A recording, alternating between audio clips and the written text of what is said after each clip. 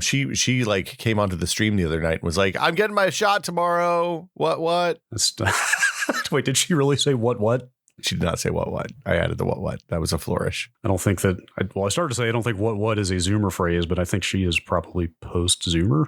She's like she rolls back around to an Aomer, I think. That starts at the A again. Did you just coin the phrase for the next generation after the next generation? Nope. These are so. I think I talked about this before, but I did a consulting thing a few years ago where they had literally a world renowned person who's like an expert in the generation, like the characteristics of generations and like which things are true and which things are not. And we had a really, really fascinating conversation at lunch one day about the fact that the internet completely, like when media was mass and spread across like when media was distributed evenly across the entire population in the United States, say when everybody's watching the same primetime TV shows at night, when there was a monoculture, when there were three options and they were all basically the same. Yeah. There wasn't, if you were into something really weird and small, probably you didn't know very many people, if anyone else, who was into that same thing. So it was really easy to make broad generalizations up until about the first half of Generation X, the people who were born in the late 60s, of children of boomers, first children of boomers, and until like the people born around our age, mid to late 70s, at which point the time at which you gained access to the internet shapes your kind of proclivities more than your age. That is 100% my experience. Because I got on the internet in the mid-90s and like immediately started finding like-minded people who were into like, say, video games that were only out in Japan and things of that nature. Yep. And like that access shaped you. And that's made that, that's why millennials are so amorphous and challenging, and why old people still are like, oh man, those damn millennials, they're all these shiftless layabouts. But like really, like they're fucking 42-year-old millennials now, right? Like, for sure. Wait a minute. I'm 42. I'm not a millennial. It's you are on the old millennial side. Because I was in the 70s, though. So the thing he said was like, because the lines of demarcation to happen at 80s, and there's no official, like, it's not like there's an ANSI standard for what's a millennial. The point is your behavior is probably closer to a millennial than a traditional Gen Xer growing up on your flannel and grunge and Winona Ryder movies. I'm definitely in that gray area. But yeah, I felt like I always fell on the earlier side of that stuff because I remember. Sorry, Brad. I remember early 80s politics. I remember, like, the big thing for me is that I remember life without any kind of digital anything. Mm-hmm. Yeah. You've seen it both ways. No internet access, card catalog, everything was entirely tangible. But your behavior, your mannerisms, the things you enjoy. Look, say man, millennial. Old millennial, Brad. You can't pigeonhole me. You can't define me. You can't tell me who I am. Man, you just have to give up and embrace. Like, stop working so hard. Get some college debt. That's what you need to be a true millennial. Something avocado toast. Not to throw any shade, but yeah, like, is this person's expertise based in research? Because like generational definitions, I feel like are maybe the most arbitrary sociological thing there is. Like there is no, like you said, there is no agreement on damn near anything. So I believe that he was a sociologist by like trade and study and of some renown. I don't know, like he was the first person who admitted that like it was like a lot of it's kind of hand wavy, right? Like especially when you're like, well, you're born in 1979 instead of 1981. Sorry, you're a Gen Xer. But when we were talking about me specifically, and he was like, look, here are the things that you're into, right? What are the things you're into? We went down the list. What do you do? How much time do you spend on a computer every day? What's your primary mode of contact with other people? Stuff like that. And he was like, you have all the characteristics of a millennial, even though you're like 4 years too old rather. So, it's not like that comedian who claims to be the oldest, who claims to be a millennial, but is like 52. In his 50s. Yes. Yeah. But it is our worldviews and our way of handling problems and our way of communicating with people are shaped by the fact that we were on the internet in like 1994, 95, 96 in that time frame. And that changed, it had a profound change on the way we behave. Wait, does that make you a symbolic millennial as well? It means I'm the oldest millennial, Brad. It's you. I have to. We need to start this episode, but I have to tell you, I think they have a name. What's the deal? I'm seeing an awful lot of Generation Alpha here. Oh no. Well, okay. It's everywhere. It's all I'm seeing. There's a Wikipedia page, man. I think the ship may have sailed. There's a word for people like us too, Brad. We're tweeners. Oh boy. We're between two groups. The most forgotten. Yeah, imagine even more forgotten. Somewhat more forgotten than Gen X. Sorry, guys. Is there anything a little bit unsettling about this? Generation Alpha? Between Gen Z or Zoomers, Gen Z to Gen Alpha, Generation Alpha, there is this sense of restarting something. Is that a little bit unsettling to you? Okay, well, look, I've been playing this game where you have 30 minutes to build a bunch of rockets to get people off of the planet before the planet is killed. And these are the people we're going to put on these are the rocket kids. Oh, good.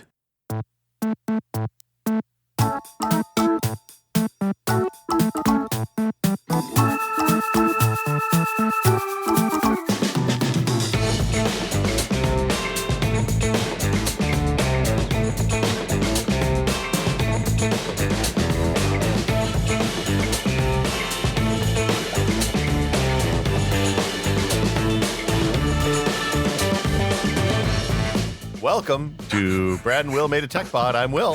I'm Brad. Hello. That was a cheery way to start a show. Yeah. How's it? I didn't expect you to go straight to get small group off world to preserve the species. There was a Disney. Do you remember like the Disney Sunday night movie that used to be on ABC when we were kids? Oh, yeah. Like sometimes it would be like Benji or some dog thing, like The Incredible Journey or something. But one like 2 or 3 week period, they had a like 6-hour movie that was about these kids that got launched on a spaceship that went like slightly faster than the speed of light. And they were going to another. It was like it was kind of a weird hard sci-fi thing for TV in the 80s. And like, I remember two things about it. One is that I think the ship could come apart in a fun, interesting way that was like all effectsy and like good model shots. And the other was that the kids were teenagers and there was only one adult on the ship. So it sounded pretty good. And they didn't address the inherent horniness of the situation at all. It was the Disney Sunday night movie. Come on. Yeah. But the kids got to a point where they caught up with the radio waves emanating from the earth. And they were like, oh man, I love this song. And they changed the course of the ship to follow the songs that they wanted to hear. That is the most teenager thing. Yeah, it cracked me up. Except for the part where teenagers in the 80s or like, who knows when this was set, but the part where modern teenagers wanted to listen to popular music from the 1930s. I don't know. The kids always like old stuff. Like I remember when I was in high school, like 70s, like Led Zeppelin and Eagles and all that stuff was popular again. It'd come back around. That had gotten into the squarely like classic rock retro kind of cool. Yeah, but like there was a retro cool rock at that point, which was like late 60s, early 70s, like Beatles to probably pre-disco, right? Yeah, okay. But I mean, 80 to 90-year-old popular music, I don't know. Well, I mean, I don't know. People listen to blues. Yeah, okay, fair. You listen to Hound Dog. You listen to the horny 45s of the 1940s. The horny 45s. Yeah. This is I've said horny twice in this episode, 3 times now. This is a dangerous trend. Well, okay. That's a perfect segue into the horniest topic imaginable. Yeah. Daylight savings time. This was a suggestion from a listener. Uh-huh. Yes. I think it was, it turned out to be fascinating. Yeah.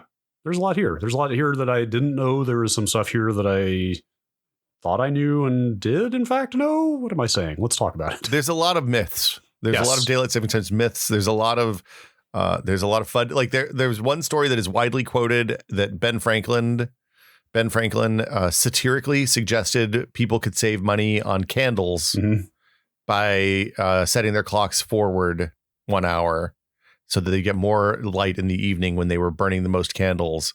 And he even did an analysis that showed that France would save as much as, well, current day $200 million every year on candle and whale oil costs, presumably. I don't know how they knew it was satirical. Old Ben Franklin, truly the Jonathan Swift of his age. Although, wait, when was Jonathan Swift? If you want to talk about who the horniest of our founding fathers was, it's definitely Ben Franklin. Also, actually, they were almost contemporary. To be fair, they would have been. Yeah. Well, Ben Franklin probably died when Jonathan Swift was a kid, would be my guess. Because Jonathan Swift was like late 1800s, right? No. Oh, really? Late 1600s. Oh, he died 1745, so they may have been alive. They were alive at the same time for a bit, let's say. I didn't know that satirical cannibalism was so popular in the 1600s. Oh man, we went into this with an episode title in mind, but we just keep busting them out. Look, if I only sleep 3 or 4 hours a night, I'm real good on titles and not much good on anything else. Dude, that is a whole other episode I would like to do if we somehow could find the expertise to do it. I'd also find that I am weirdly punchier and almost like sharper when I'm sleep deprived. It's because your filters are bad. Is that what it is? Maybe my own self-judgment also suffers. Yeah, like my shame goes way down and my ability to just say things without thinking about them at all goes way up. Okay. But it's the secret of extra life. But my ability to judge the quality of what I'm saying also declines. Yeah, well, here we are. And welcome to the show, everybody. Yeah. Anyway, at the time of this recording, we are to do 16-ish hours away from the clocks changing. Whoa. Time is ticking, man. What's your strategy? You go around the house to like turning needles. You let everything just stay its course. Do you change? Like, do you have a clock that you always find like 3 weeks later that hasn't been changed yet? No, I pretty much I find it weirdly satisfying changing all the clocks, and I pretty much get up like almost the second I get out of bed on the day. I get up and just go around the house and do all of them. But how many clocks do you even have in the house that need changing? We have this run of show and we're leapfrogging to the end here. Well, look, this is a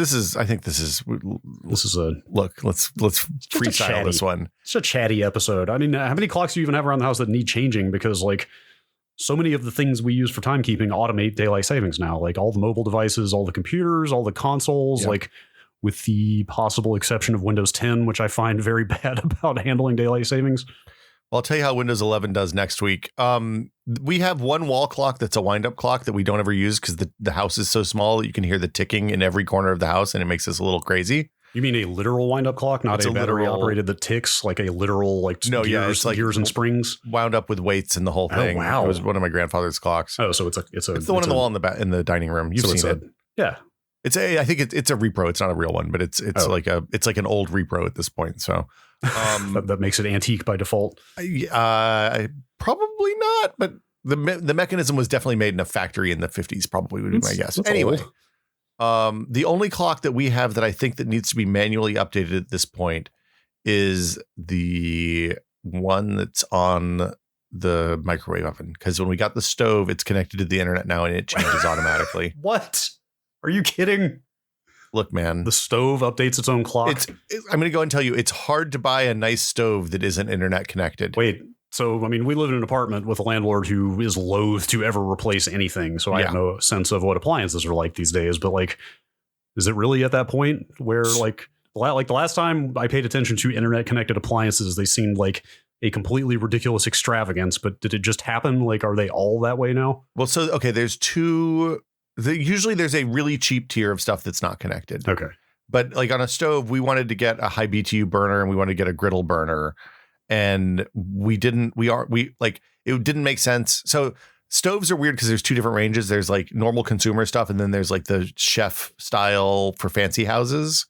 You don't usually want to put the chef style for fancy houses in a bad house because it's like, it's not, it's like too expensive for the house and you won't see your money back. So we didn't want to buy like a Viking. We didn't have 10 grand to spend on a Viking, but we didn't want to buy like a Viking or a Wolf or a Sub-Zero or something like that. And those are all staunchly mechanical. The expensive ones have no electronic shit in them at all. So they last forever. That rules. Yeah, it's fucking awesome. Like at some point I will buy one of those, but it wasn't for this house. We ended up buying a Samsung, a big Samsung gas range, and it actually has a high BTU wok burner. Which is something you can get in California a lot because there's a lot of Asian families that do cooking at home. I have experienced some backyard wok cooking before, and that flame is intense. Yeah, this one was like a 25,000 BTU wok burner, and it's awesome. Like it is so like you can heat stuff up in so little time. It's fabulous. But in order to get that, we had to like it was like a mid high, I guess, price range. And all of those are internet connected at this point, which is stupid because you still have to like press the button to queue it up and tell it to wait for the internet connection so that somebody just can't hack your stuff and turn it on remotely. And also, I think when the power went out and it reset a few years ago, I maybe never connected it back to the Wi-Fi. So nice. Well, now you have to change that clock manually. Yeah, probably. What else do you get out of the stove being internet connected besides the clock changing? You can turn the oven on like with your phone. So like if you put, say, a roast in the oven when you leave for work, the theory is when you put a roast in the oven when you leave for work in the morning, you can turn it on at like 2:00 and it'll be exactly right when you get home at 5. Interesting. In reality, I'm never ever going to do that. I don't know that I want to leave the roast just out. Well, I think you freeze it a little bit first or something. It's probably, sure. It's fine enough for a few hours. It'll be okay. Sure. I wanted to like get data. I wanted to know like how much gas was going through at any given moment, but it doesn't do anything. Oh, that would be great. That'd be cool. Boy, this is getting way off topic. Have you paid much attention to the recent safety concern around gas ranges? The carbon monoxide stuff? Yeah. Yeah, we have carbon monoxide sensors all through the house, so I'm okay with it. Okay. Also, our house is real leaky, so we're probably fine. Helps you cycle the air. I just have a low-grade headache, and I'm kind of tired all the time, but it seems okay. Okay. It was a little. I mean, I'll tell you, we have carbon monoxide sensors and carbon dioxide sensors in the house. When it was hot a couple of years ago during fire season, and we had to leave the windows closed all the time because of all the smoke, it was a little concerning how high the carbon, like we would see like 1600 ppms of carbon dioxide in the house after a few days. And we would have to like mask up and open the windows and air it out and then turn on the air filters really high and take the masks off after a while. California sucks. All right. But daylight savings time, Brad. Yeah. The car clock is the one that I always forget because that one doesn't update automatically. Interesting. And even your new one? I don't know. I haven't had it for daylight savings time yet, I guess. We got it after. Find out tomorrow. Yeah, maybe it's on the Wi-Fi. Yeah, we've got like 3 analog wall clocks, the stove and the microwave. I've got a clock radio alarm clock. Okay. Wow. And I think that's about it around here. But I don't know what it is. I just find it pretty satisfying to go around. It's just like a fun little twice a year chore ritual. You like the ritual? Yeah, I like that. Yeah, it's delighting in the mundane details of life is a good way to get through, I find. Should we start with some myths? Yeah, so I'd kind of jotted down some stuff I had heard over the years, which is, here's the first thing I wrote here was, I've always heard daylight savings time began as a World War thing, I think World War I, and then we went and researched some of the history, and indeed it did officially begin for the first time during World War I. Well, that's when it got popular. It actually began in Canada in like 1908. That's fair. It was the first place that tried it in, I think, Newfoundland. You know what? I am guilty here. I did not note the couple of like Canadian cities that adopted it first. They should get the credit, I suppose. Canada was a thought leader on daylight savings time. Yes. Thanks, Canada. Yes. Yeah, they did it as like an energy production thing in World War II. So you'd have to use less coal and stuff to heat your houses because theoretically you'd stay up. The sun would be up later and then you'd go to bed. Yeah, this literally says here, conserving coal during wartime was the first time. So Germany and Austria-Hungary during World War I were the first countries to officially make it nationwide. So efficient. The World War II reasoning in the UK, at least, was different. So they were getting bombed by the Germans fairly regularly, and as a result, they had my grandmother told me stories about this when I was a kid because she grew up in England in the war, and they would. Like if you had cars, you had to shutter the lights so the light only pointed in a tiny pool down just in front of the car. Street lights, all your windows had to be blacked out. Everything was blacked out, and like there were wardens who would walk around from house to house if you had light showing, because the German bombers would fly over at night and they'd look for light sources and just huck a bomb or two at the light sources. Wow. So like if your neighbor left their look, imagine if not wearing a mask in America today resulted in Germans bombing you. I was going to say this is such a sign of the times that before you even said that, all I was sitting here thinking was about the current like lack of cohesion, social cohesion about mask mandates. Like it immediately made me think, wonder what life would be like in this country right now if we were trying not to get bombed. Yeah. So like a person or two in every neighborhood would do the walk every night and they'd call out, let people know if there were shutters were showing. You'd get like yelled at by the government if you had too much light coming through. And they did double daylight savings time in World War II in the UK, British double summertime, or BDST. British double summertime. So that's a cool phrase. Basically, 1 year they didn't fall back, and then the next year they sprung forward again. Huh. So effectively at like 10 o'clock at night in the summer, 11 o'clock at night in summer, sometimes it would be still sunny out. Wow. So you'd have plenty of time to like get home, do all the stuff you needed to do before the lights turned out, and you had to turn off all the lights and shutter all your windows and all that stuff. So that's wild to think about from a historical perspective. Like I am a gigantic nerd for World War II era history of all stripes, but like when you put it that way, that they had multiple summers in which to like keep leapfrogging their daylight savings time, like it really makes you realize what an absolute grind that must have been to live through, even as a civilian. Well, the other thing that she told me is that in London, they took all of, and most of the UK, they took all of the street signs down so that when the Germans invaded, they'd have a hard time knowing where they were.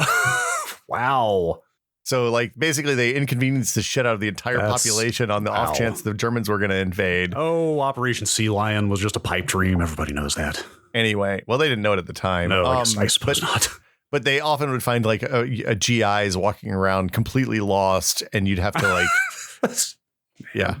You know what? I'm not going to begrudge anything that anybody did to try to get by in the course of that war. Yeah, no, good going. Nice job, everybody. Yeah. So real quick, just to kind of fill out the history a little bit here, it looks like it was retired after World War I. There was kind of a big intermission, and it didn't come back until World War II. And then maybe you're almost old enough to remember this. It looks like it maybe fell off again after World War II, and it was only in the 70s when it really became like a true institution here.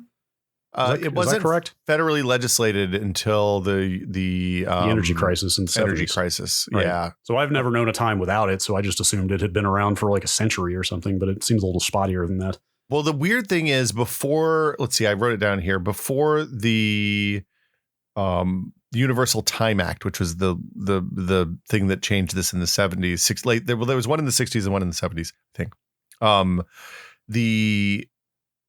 The way we did time in the United States, at least, was pretty chaotic. Like towns and cities would maintain their own time standards. I had no idea about this. This sounds completely ludicrous. Yeah. So like if you were driving from Asheville to Johnson City, over the mountain, 45 minutes, if you might have to change your watch by like 20 minutes in the course of that journey because Johnson City's clock was bad. You might get there before you left. Yeah, like, look, you could have all sorts of. If you weren't careful, you could end up being your own grandfather, Brad. Jeez. Yeah. Well, and some cities would do daylight savings time. Some counties would. Some states would. Some places just didn't. And so the Universal Time Act said, "Hey, here's the standard. Here's the time zones. We mostly agree to these now, but for the most part, we're going to stick to this." And also, states can opt out of daylight savings time, but they can't opt in. For year round. Okay. So like Arizona and bits and pieces of Indiana, and I think for a while Montana or Michigan didn't buy into daylight savings time. Now Michigan eventually got on board. Indianapolis is still Eastern time while the rest of the state's Central time. Or still doesn't do daylight savings time. Or I can't. Indianapolis is weird. Just don't go to Indianapolis. Sorry, Indianapolis. Boy. Arizona doesn't do it because keeping the lights on later raises energy costs is their argument. So, and we can talk about this in the myths and apocrypha category, but like one of the ideas of daylight savings time is that, hey, the lights are out later. You don't have to use as much energy, but that made a lot of sense when like most of our energy use was for lighting. But once our energy use shifted from lighting to cooling and heat, it stopped making as much sense because it's way more expensive to cool a place than it is to turn on a light bulb. Yeah. And so Arizona doesn't do daylight savings time. Also, Arizona's always has to be weird because it's fucking Arizona. So sure. But, they're special. No offense to them. They're like the West's Texas. Yeah, that helps clarify things because a bunch of states have either passed or at least entertained bills that would make daylight savings time permanent. But that can't go into effect unless Congress federally passes a law. And so that got me wondering, like, well, wait, how does Arizona opt out? But apparently you can opt out, but you cannot opt into permanent without federal say so. Yeah. So the first time they passed the law, they said you couldn't opt out unless you did it as a whole state, which Arizona did. The second time they said you could opt out as a portion of a state, but only based on the existing time zone lines. So like Tennessee, which is like the part from Knoxville east is basically Eastern time, and the part from the west side of Knoxville west is Central time. If Tennessee wanted to say, okay, Western Tennessee is not going to opt into daylight savings time, but Eastern Tennessee is. They totally could. But yeah, it's weird. And something like 20 states, 19 or 20 states have said, hey, we would do permanent daylight savings time if the feds let us. No, thank you. No, I'm good. Oh, I like daylight savings time. I don't really? think I know. I mean, I appreciate it for when it's in effect. I don't think I would want it all. I don't know, man. I'm torn. I'm very torn. I like the late sun. I don't like being up in the morning. Okay. Well, anyway, we should get into we're all over the place today. Dude, we have all these bullet points here and we are not following them. I'm wrapping my rule book here. No. Okay. You bust out your gavel, Brad. Let's see. You want to bounce back to the myths and apocrypha? Well, so there is kind of an argument for doing away with it. I don't know if we want to get into that now or if that's an end of episode thing. Let's do pros and cons at the end. Okay. I mean, something I wrote down here. This was kind of an aside that occurred to me as we were planning this episode. But like, I don't know about you, but I have had a really interesting experience of time over the last 18 months. Because you like everything's the same every day? Literally because of being in this westward facing apartment almost 24/7 for like 18 months, right? Yeah. Like I've never in my working life, I've never had an experience of that because I mean, you're basically the same, right? Like unless you work from home permanently, which most people don't. I have for the last 5 years. Well, that's fair. That's 6 years. But you know, you're commuting to and from places, you're seeing different things at different times of day. It's hard to like, you don't have like a standard candle, let's say. Like you don't have never had much of a schedule.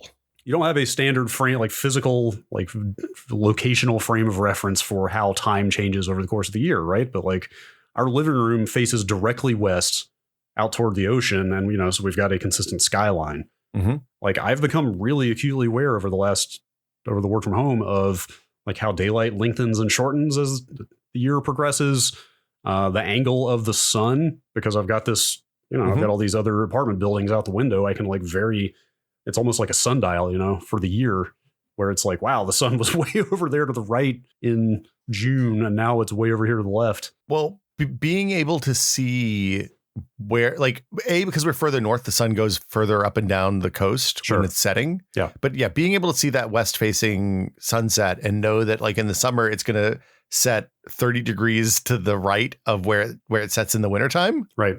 Is crazy. It's you know, like obviously like we all learn about the axial tilt of the planet growing up and stuff like that. Like, you know, these things scientifically, but you don't really like my commute schedule. My work schedule was such that most like a good chunk of the year I got home after it was dark. Right. So I just didn't see that. But like tracking that every day for a year and a half has been kind of really cool and eye opening. So we've lived in this house for 14 years now. And as a result, like when I started doing the home automation stuff, I got the first taste of this because I was like, why is it always dark in the living room in the wintertime or in the summertime earlier than it is in the wintertime? That doesn't make any sense. But it's because our windows face south and in the wintertime.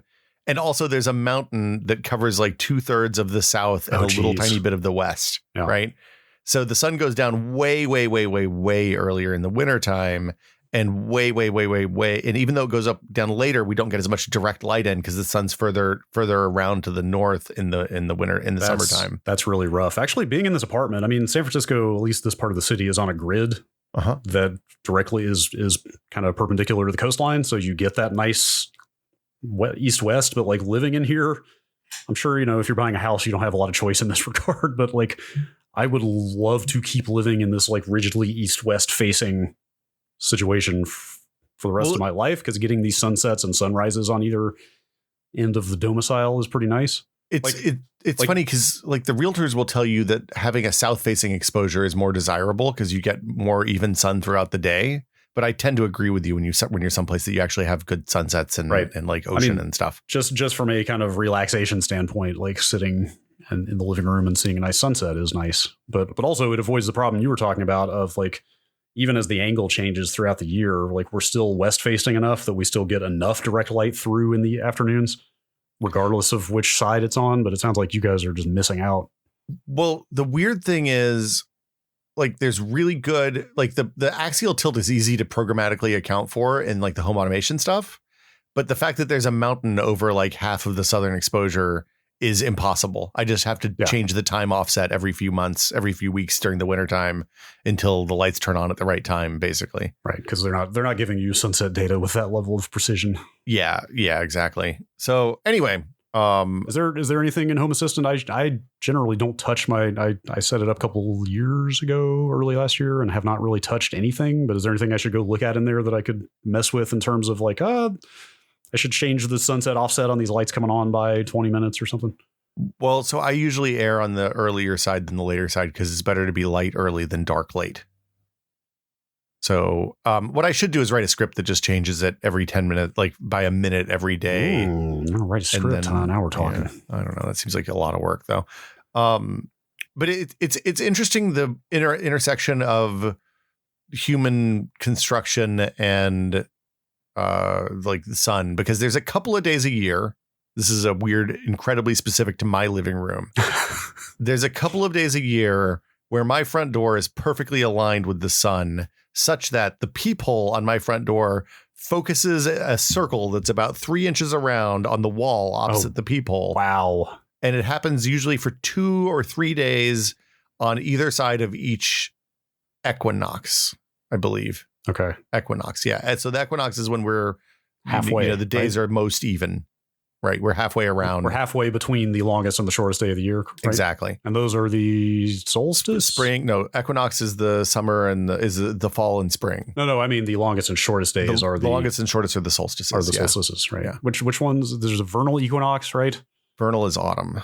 What's the other one? Can you name them all? That's the only one I can come up with. Well, summer solstice and winter solstice and vernal equinox and those are just summer and winter. What the spring one's called. I think vernal, summer, spring, fall. Maybe vernal spring. I can't remember. Vernal. Let's see. In the it varies by hemisphere. Of course, yeah. In the northern hemisphere, the March equinox is the vernal or spring equinox. While the September equinox is called the autumnal or fall equinox. Oh well, and that's less impressive. Yes, and it's the reverse in the southern. So there's other famous examples of this intersection of human construction and can I stop you real quick before you get into that? Because I want to hear this word because it's the actual title of the episode. But B, with your peephole focusing the light, are we talking a focusing as of a magnifying glass, like you could fry stuff? That was my initial concern when I saw this happen the first time. But no, it is like a 3 or 4 inch circle, so it's fine. Okay. I tried putting a piece of paper and running it along the entire length of the hole, and the peephole does not focus it in such a way that it will light things on fire at the focal range that is extant inside my house, sadly. Okay.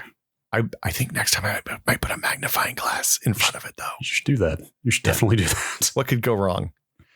Sorry, go ahead. Say the word. Okay, so have you heard of Manhattanhenge? I had not until 5 minutes before this podcast, and you said it, and then I started to Google pictures of it, and you were like, "No, stop," because it looked cool. So Manhattanhenge happens because Manhattan is aligned on a grid.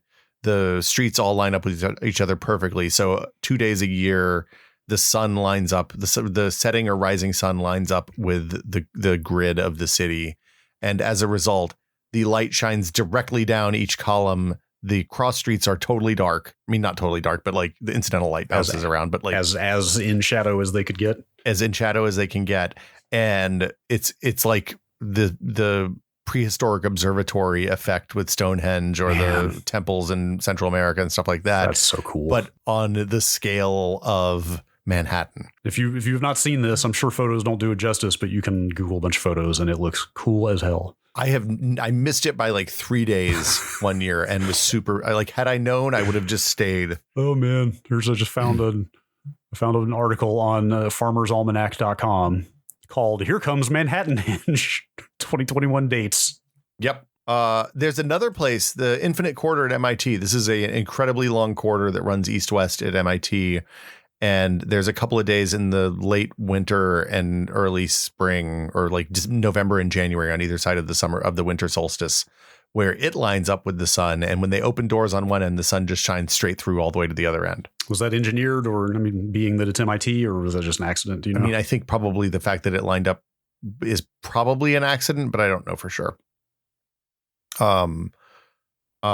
So it happens. I'd be curious I'm sure there's others that people know about. Any city that's on a grid, theoretically, this would happen for if there's east-west facing streets. And yeah, the if you have trouble understanding why the axial tilt changes this, the thing I would recommend is to like get a foam ball and stick a couple of toothpicks in it so you can hold it on an axis, and then get another ball and literally move it around the sun, and you'll see. Or a light bulb. Light bulb would work. Yeah. You can see you can see how because remember, you rotate all the time, but the axial tilt is static all the way around. So on the summer half of the year, your hemisphere faces directly toward the sun. And as a result, the sun is going to be lower, like more toward the south. In the winter part of the year, it's going to look like it's further north because it's further. I have that backwards. It depends on which hemisphere you're in. Yeah, but you're right. It's very easy to visualize when you do that little miniature experiment. But like that was one thing I had glossed over is that, the farther north. Yeah. Farther is for physical distances. I always get it backwards.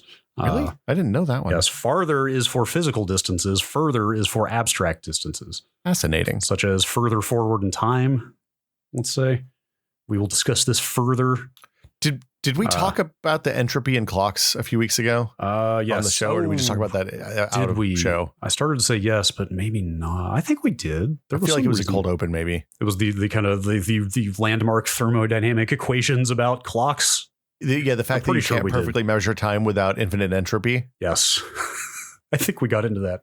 Pros and cons of measuring time precisely, it turns out. Anyway, I was going to say, I was reminded as I was looking through some of these articles out there about like, should we go permanent DST? Should we abolish it altogether? That like, that's, if you hate these changes, the best thing you can do is move as close to the equator as possible.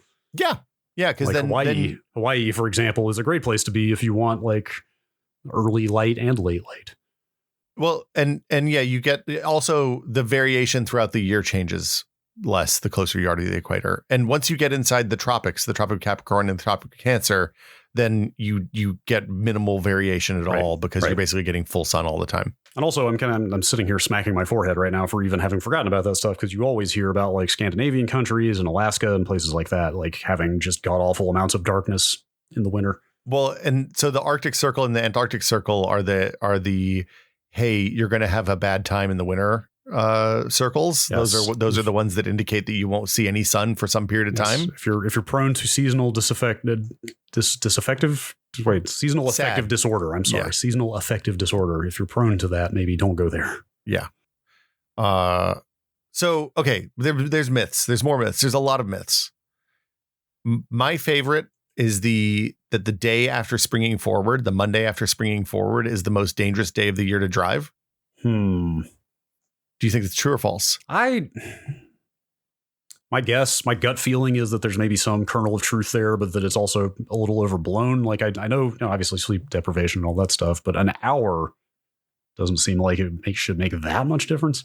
So there have been a handful of studies about jet lag and driving safety. And most of them agree that if you drive with mild jet lag, which is basically what you're doing on spring forward Monday, or sleepy Monday is what these people call it, then you are more likely to have accidents. So basically what you're doing is getting in a car on the day that everybody's a little bit jet lagged, and you're trucking to work when everybody's still a little sleepy, maybe hasn't had enough coffee yet. And there've been a bunch of studies about this, and they've been kind of all over the place. So Minnesota roundup of the studies,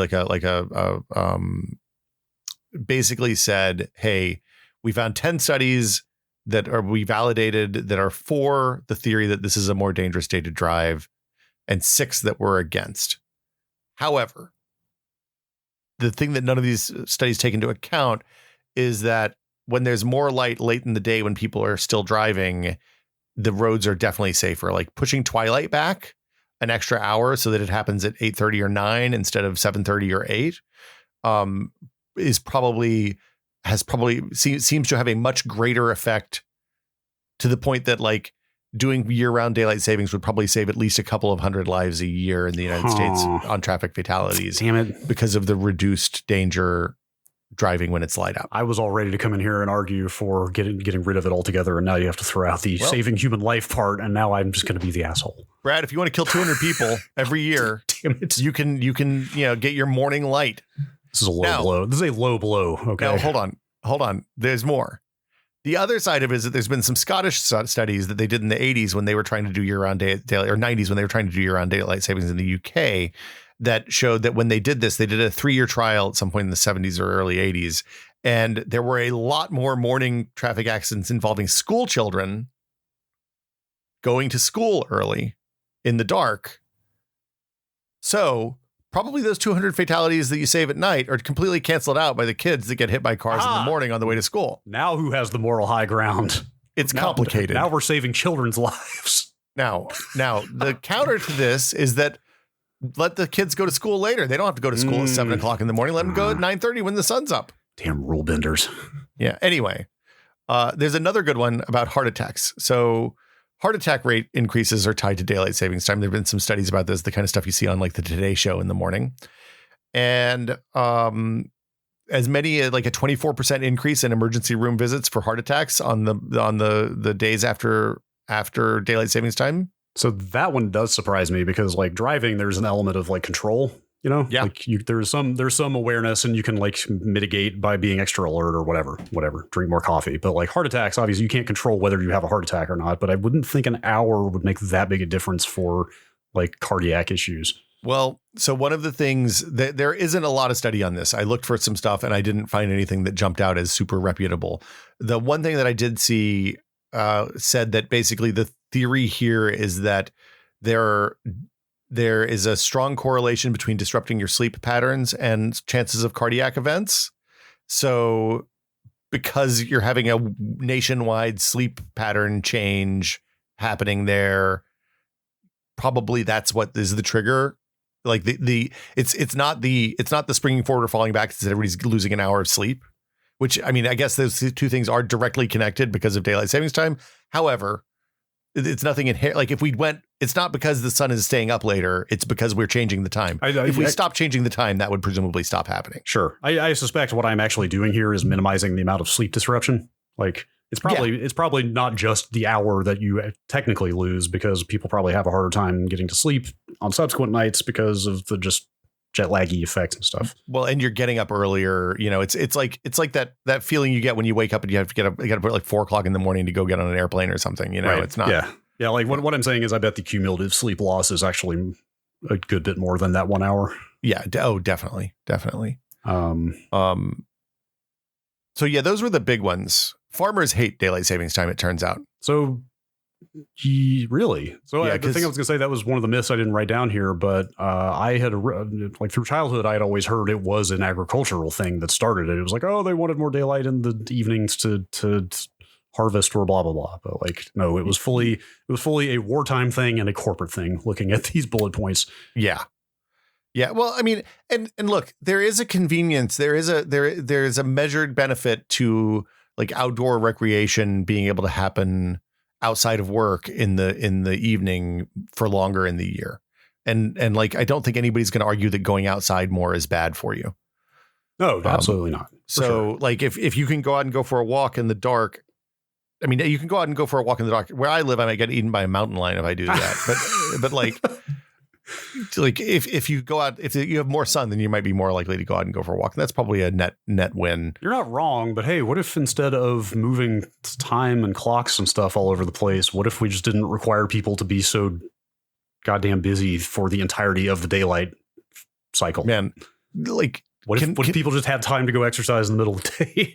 Gina and I were talking about this. Like, this is a total aside, but like she had to take our daughter to get vaccinated. Like, we're starting to have busy days again between school and after school activities and stuff like that. It is not great. Like, being busy all the time sucks. Yeah. It's not a good way to live. You know what? No. I have come to the realization more and more over time that you only get one life, and it would be cool if you didn't spend the entire thing. Overbooking is bad. Doing that. Yes. Yeah, exactly. You know, maybe if the general workforce had a little more flexibility, they might all be happier and more productive and less likely to be very angry all the time.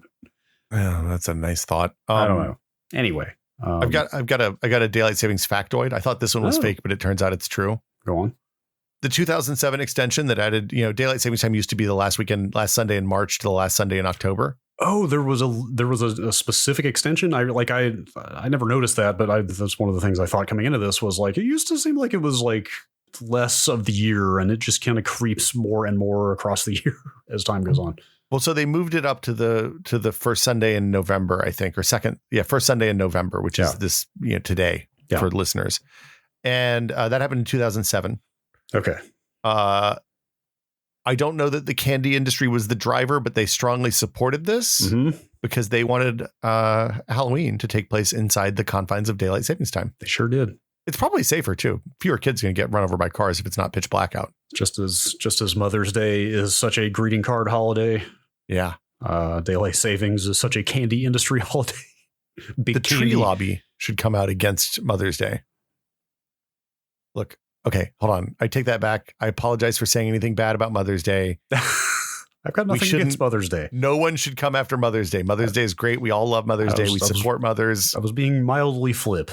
Yes. I don't want the Mother's Day lobby to come after us, Brad. We can't take that kind of heat. No. So yeah, let's see. I think that pretty much brings us up to the present. 2007 was like the last major change, right? Seems like it. There's been constant, there's been kind of movement on the year-round daylight savings time front, though. Although I do think if we do that, we'll have to, school in the United States is fraught because for a pretty significant portion of the population, as we learned in the last year, school is synonymous with daycare for their children. For a lot of people here. Mm-hmm. So if the sun starts coming up later, then we got to push school start times back so that people don't get hit by cars and I don't know. It's complicated. Yeah. So I think the last thing to talk about here is this Bloomberg story you sent me from 2015. Yeah. Makes a pretty strong case for just getting rid of daylight savings time. Yes. Just stay permanent daylight savings time all the time. Exactly. Nope. Getting rid of it as in it doesn't exist anymore. Yep. We just spring forward once and then never fall back. Nope. Like we're on the time that God intended, which is not daylight savings time. The title of the story is "The Maps That Prove the Daylight Saving Cycle is Ruining Our Lives." God couldn't build a clock, Brad. No, apparently not.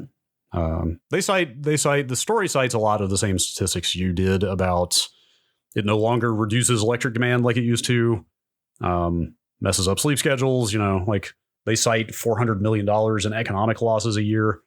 I'm incredibly skeptical of those numbers, just for the record. So the traffic accidents, heart attacks, seasonal affective, et cetera, et cetera. But the actual basis, I'll put the link for this story in the show notes.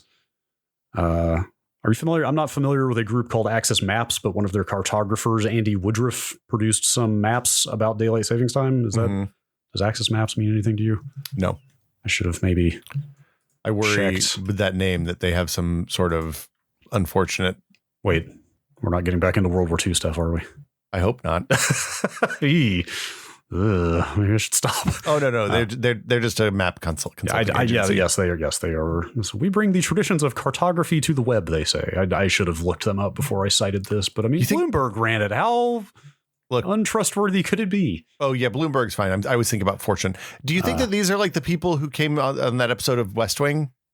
The big block of cheese episode, when they come in, they're like, hey, we use the wrong projection for the map. So everything looks, the North states look big and the South states look small. I've never actually seen the West Wing. Oh my God. Okay. If you don't need to watch the West Wing to appreciate the big block of cheese episode. That's all I'm going to say. What are you just talking about? Data being massaged? Oh God. Okay. I'm going to recap a 20-year-old TV show. Andrew Johnson, I don't know, one of the bad Tennessee presidents put a big block of cheese once a year in the White House and people could come in and have a piece of cheese. Oh, this is historical? As told through the lens of the West Wing. Apocryphal? Yes. Okay. Possibly apocryphal. Okay. Sorkin-ful? It is a Sorkin-esque, it is a perfect Sorkin story. Like the idea is that you could come and pitch your thing that government should try to address during that one day. Like anybody could come.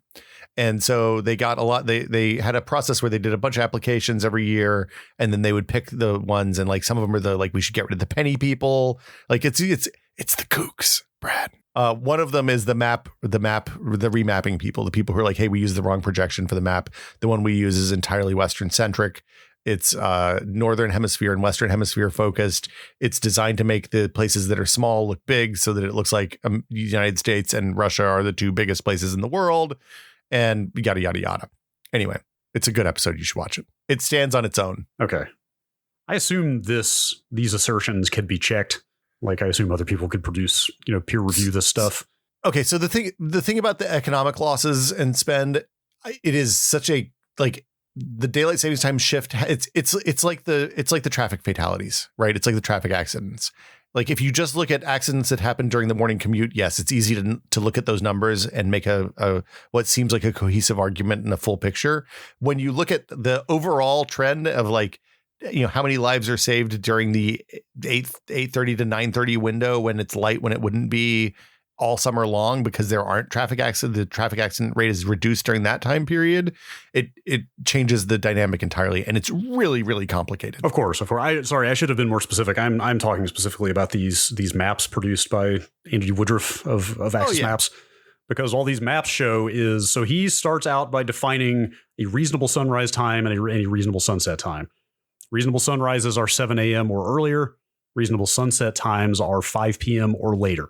Right? Who is he to say who the sunrise and sunset time is? These are basically United States heat maps. Again, I'll link this. Like, it kind of shows, like, by time zone where in the country, how many days a year you're getting these reasonable sunsets and sunrises based on where you are in different time zones, right? So, like, that could be checked. Like, that's objective data. That's not interpreting traffic fatality statistics and stuff. Yeah. But the argument, in fact, not even the argument, like, what these maps show is that if daylight savings time were abolished, we would be getting basically the same number of reasonable sunsets throughout the year, but we would also be getting way more reasonable sunrises. So essentially, according to his maps, and again, people can look at this and make up their own minds, but according to his maps, we are actually giving up a lot of good early sunlight in the morning for no real gain in number of days with good late sunset times.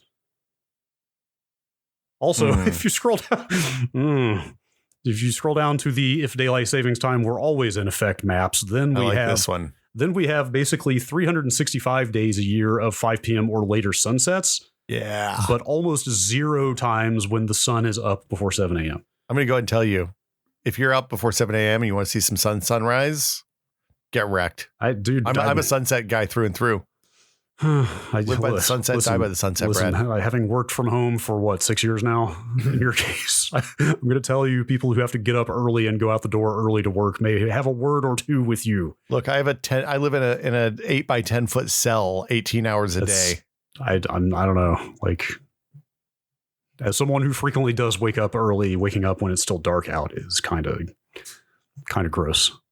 I got to tell you, just stop waking up early. Solve that problem. I mean, judging purely by these maps, the getting rid of daylight savings time permanently is by far the best compromise position. Look, what is a map really, Brad? Also, this is one person's bias writ to paper. Like, this is propaganda. Pretty strong argument that daylight savings time is not actually benefiting us much at all. This Andy Woodruff guy, if that's even really his name, I'm incredibly skeptical. These maps also make it pretty clear how you're extra getting screwed the farther west. Let's see, I got it. The farther west you are in a time zone, and the farther north. Yeah. Yeah. Like, if you live in the northwest corner of a time zone, you might as well plan to never see the sun. Well, at least for sunrises, like, you can see in this heat map, like, the farther west you are in a time zone, the worse you get in terms of good sunrise times. Yep. Although this diagonal split in the time zones for sunsets is interesting. Well, that is specifically because of the change in the angle of incidence in the wintertime of the sun. Sure. I don't know, man. Yeah. The secret. So I lived in Nashville for a little while, which is on the east side of a time zone. It was always dark there. I didn't like that. I like living on the west side of a time zone better. In California, where we live on the coast, we're kind of right on the edge of the time zone. It's not great. Yeah. I mean, right in the middle, rather. Yeah. The worst of all worlds. Maybe we should move to Indiana. Maybe I was wrong about Indiana. Oh, boy. Maybe it's okay. I don't know that the people of Indianapolis are going to receive you with open arms after what you said, but I did say some bad. I'm sorry, Indianapolis. I love you. I've been there twice. It was very fun both times. I bet. What's their specialty? City. What's the local cuisine? I don't know, but I didn't order chili and get some weird spaghetti business. So I was whatever. Them? That's not them. No, that's Ohio. That's Cincinnati, I believe. Cincinnati chili. Hang on. Indianapolis cuisine. Let's finish this one out by talking about food. Oh boy. These 10 foods and drinks are beloved in Indianapolis. A tenderloin sandwich Ooh, I like a tenderloin. Give me some tendies. Fried pickles. I mean, fried pickles are not exclusive to Look, fried pickles are fucking good wherever Indiana, you are. but fried pickles are pretty good. A sugar cream pie. Ooh, that sounds.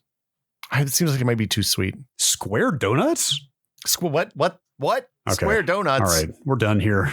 Yeah, shut it down. I'm back on the Indianapolis hate train. Couldn't you fit more donut in the box if they were square? Look, if you're talking about maximizing the efficiency of your donut box, then you've already lost. It's already done. Then you're listening to the Tech Pod. Speaking of listening to the Tech Pod, our 100% listener supported show is supported by, I don't know, like a lot of wonderful patrons. Hold on, let's see how many there are right now. We have, last I checked, right at this moment, 2,676 beautiful nerds. Thank you, patrons. Thank you so much. We appreciate you. Yeah. But yeah, this is the portion of the show where we thank the patrons. So thank you very much, patrons. Mm-hmm. And you say the thing. What? You say thank you, patrons. I said it. Oh, you did? Yeah, a couple times. Oh, I'm sorry, I missed it. You were really sleep deprived today. Look, I'm so fucking tired, dude. But yeah, tell them about the fire trucks at 3 a.m. It's not a good story. But yeah, thank you, patrons. And your support lets us keep doing the show. If you would like to support the show, you can go to patreon.com/techpod, where you can sign up. There's a couple of tiers there. The $2 tier gets you access to the fabulous TechPod Discord, which is full of a bunch of beautiful people who talk about the best stuff all day long. We've had. Look, I'm thinking about setting up my office and rearranging everything, and I'm starting to consult with people about the best way to do cable management because like, with all the audio equipment and the 2 computers and 3 monitors and 2 or 3 consoles and a Mister, I have cable problems, Brad. Don't we all?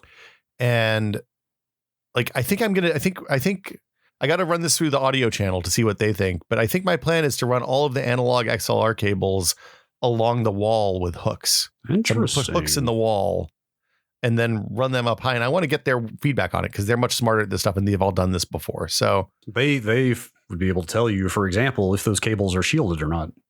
Well, so they're balanced, I know, but I don't exactly understand what that means. So we'll get to that. But yeah, I want to put all the audio stuff away from all the computer stuff so that the audio stuff doesn't get noise, and then keep the cable, the computer cables on the ground. Oh yeah, and the audio cables up top. I'm sorry, did you say the ground? Well, like, on hooks that are closer to the ground, let's say. Get yourself some of those desk mount cable organizers. Well, no, but like really, I have the desk mount cable organizer, but really what I'm talking about is like putting the mixer like 5 feet behind me, way away from the computer stuff. That would be tough to route. Yeah. Far. But I have a bunch of long XLRs, so I think it won't be that bad, actually. Right. Anyway. Yes, the Discord rules. There was a lot of talk in there about my Z Shell prompt this week, which I found very entertaining. There are so many, there were Rust shells. I was right. Oh, right. Yes. People make shells with Rust. Oh, yes. I was turned on to new shell in the Discord since last week, and I'd fiddled around with it a little bit, and it seems cool as hell. Yeah, there's always interesting conversations. If you like to talk, if you like the show, you'll love the conversations that happen in there. You can find out again at patreon.com/techpod for as little as $2 a month. If you pay more, you get more cool stuff. Yeah. Including the patron episode, which I think we're going to put a free episode up. So if you're a patron, I might just put it up for everybody. If you would like to listen to a patron episode and hear what one is like, we will put a free one up for everybody to give a listen to. If you're already a patron, it'll be in your patron feed. If you're not, we'll figure out something to do with it. And I think we're going to do the Usenet one, right? Yes, I think it's the only choice. Okay. Well, yeah. So we're going to mine through Brad's embarrassing internet history, but not just mine. Well, okay, a little bit of mine, but mostly yours.